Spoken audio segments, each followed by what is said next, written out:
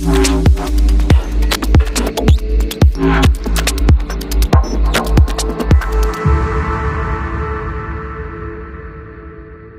такъв матч много трудно се коментира. Първо искам да преспа, но това вече е прецедент ние да играем с човек по-малко 70-80 минути.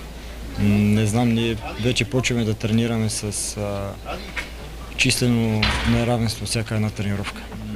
Пропуските, които правим през вратата, чистите положения, които създаваме и за съжаление изпускаме. Мисля, че това е пак много голяма причина. След първи кръг казвам, че ние ако не вкарваме положение, не можем да спечелим точка или точки, въпреки добрите игри. Ние продължаваме да се трудиме, вече продължаваме да си надграждаме, да работиме с моите играчи, да им даваме увереност. Ако продължиме, има ръководство, което ще вземе решение как ще продължи напред.